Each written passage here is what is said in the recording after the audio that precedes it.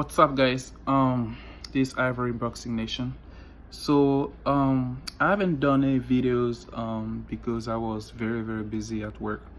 But with this upcoming match between Anthony Joshua and Andy Ruiz, so the Ruiz versus Joshua fight, I've been observing. Like videos from Kurt all my guys that I'm following, Bruce, Vane, and DK3, all of them. And I've been watching Andy Ruiz fight. I already know Joshua. I already know what his problem. I knew Andy Ruiz. I knew he was dangerous. I've never fought this because Joshua underestimated him. I thought that there was a problem before Joshua get inside the ring. There was something. Plus, there was also that concussion. Plus, something that happened also during the ring. Other than that, it was a 50-50 fight. Okay, Andy Ruiz could have won, but not that way. Okay, and I'm gonna talk about the strength and the weaknesses of Joshua and Andy Ruiz. So I'm gonna start with Ruiz. Okay, he has a good chin, okay, but a very weak chin, and I'm gonna explain what I'm talking about. He has a good chin because in boxing, when somebody says, "Oh, you have a good chin," it means that you can take punches and still, advancing, still fighting. He's good at it. He can take punches, but his real chin, this portion of his body, of his head, is very weak. Okay, he can take punches here, punches everywhere except here. When he take punches here, he get dizzy. I've watched his fight against somebody called Thor Hammer. His fight against Dimitrenko. The Dimitrenko fight gave me something else, another information, and the Thor fighter gave me also another information that I saw in over of his fight, also with Parkers and that.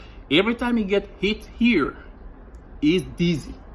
Every time he's trying to counter attack or attack and you punch him, it doesn't do him anything. He's still advancing. He's still going through you to you with his punches. But once he get hit here, he's out of control for 1 or 2 seconds, and that's how Joshua put him down, because Joshua did only one combination during the fight, like bound, and bound. This hit here make him already lose control before the left hook that Joshua gave him, and he went down. The left hook that Joshua gave him did not put him down. What put him down was this uppercut. So once he received uppercut, he's down. But he's short. To give him uppercut, you have to sacrifice your defense or something like that before you get there, right? And that's very dangerous because he hits hard and he has fast hands. So I'm gonna talk about his strength. So one of his strengths is that he has a good chin, except his chin. Okay, he has he has fast hand. Okay, he has a good combination. That's the fast hand thing. So he can give you 5 combination, like 5 hit, 5 shot in 4 seconds or 3 seconds. So he's fast. And when you guys are when you fight with him and you are tied with him, all of a sudden get out and then hit you like with many punches. He did that several times, okay, in his fight. His weakness is that he has a very weak chin. That's one of his weaknesses. His footwork is not that great. It's not that great, but his over skills has allowed him to be, to overcome that, and so we can really see that he has the wrong footwork, but he doesn't have a good footwork. No.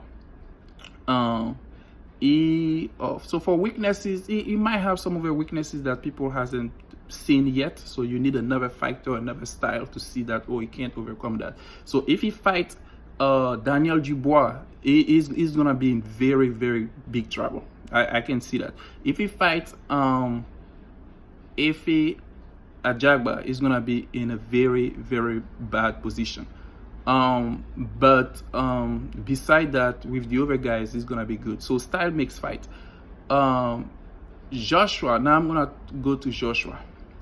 Joshua, one of the weaknesses of Joshua is it's conditioning, right? You need to work on that. You need to work on that. Joshua and I have the same conditioning, and I think he has a little bit of asthma or something like that. You need to work on his conditioning. So Joshua has like a weak chin beside his face. Like you hit him anywhere here. I mean, it's not it's not normal. It's not how to say that. It's not legal, okay, to hit somebody on the back of his head and stuff like that. But you can avoid that in boxing, right? But once Joshua get a hit there, is out, okay? And Andy Ruiz, okay, is specialist of hitting people on the back of the head, and they make them lose control. And he did that so many times in all his fights. So, and I'm gonna show you that. So Joshua need to have a head movement, okay? He doesn't have time right now to try to implement something that is new, okay? With these 2 months that we have to go, or 3 months that we have to go, he does not have that time. So what he needs to do is to continue starting blocking, okay, and trying to have some head movement the way he can, okay, to try to avoid some of the hits of Andy Ruiz, okay? Now, strength of Joshua. Joshua had a good combination, or had a good combination. He switched trainers, or he switched main trainer at one point. He became very slow in combination, because when I even see him working on the pad, he's doing like 1-2 or 1-2-3 hit shot, and then he wait 30 seconds before he does another one. That made him slow. Before, when you saw Joshua old videos on the pad, he was hitting like 5, 6, 7, 8 times before he can, wait only 10 seconds and go back again. But now with this new trainer with the pad, I don't know what happened, but it's like he's hitting like 1-2, the guy is walking around, going there. 1-2, the guy is walking around, going up there. That makes him slow. That's why during the Andy Ruiz fight, he only did one combination, and that combination put Andy Ruiz down. After that, it was jab, jab, jab, body shot, and jab, jab. That you can't win with that.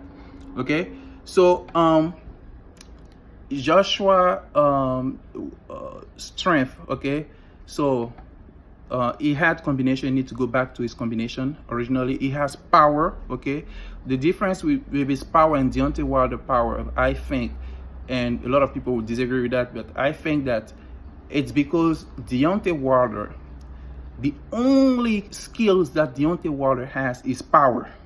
Okay, that's what you need in boxing. Yeah, you need that. But his only skills is power.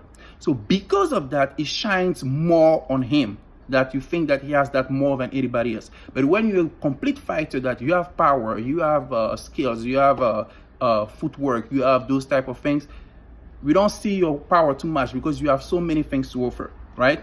And that's the difference between the power of Deontay Wilder and the power of Joshua. Okay, now I'm gonna show you something about Andy Ruiz hitting people on the back of the head and make them lose control. And I'm repeating that again.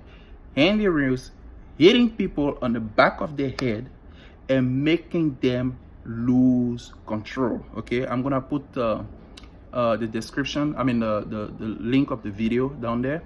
Okay, so that's a fight that he did with, let me see, so you're gonna see that fight, all right, with Dimitrenko, and you're gonna see. And here's the right hand of Ruiz, powerful. It hit him on the top of the head, messed up his equilibrium. Here comes the trainer, right? Messed up his equilibrium. Even the trainer was going to say that's not what you should do. All right, so he hit him on the back of his head and messed up his equilibrium. That was a fight that happened on April, okay, 20th of this year, before the Joshua fight. So He's accustomed of doing it, and you can go see all these over fight. He hits a lot on the back of people's head. All right, that's something to watch. That's something to be careful about for Joshua if you want to win. It's illegal, but you cannot avoid that in boxing. It's gonna happen where, and he does it so well that you do not know that he really hits people on the back of the head. The referee may not see that, okay? And you're gonna have a result that you cannot contest later on. So make sure that you protect yourself so that you can't have him hitting on the back of your head. Because once he does that, it makes you lose your equilibrium. And this fight here, Dmytrenko quit because he could not fight back. Joshua went and fell down 3 times after that, so fell 4 times because he's a warrior trying to go back again. But he messed up the system that you no longer what you're supposed to be. Okay, he messed up your system so that you're no longer what you're supposed to be, and that's something that Joshua needs to be very careful about. Okay, so that was a little point that I wanted to show you. Okay, and watch Andy Ruiz against Thor Hammer. All right, thank you very much.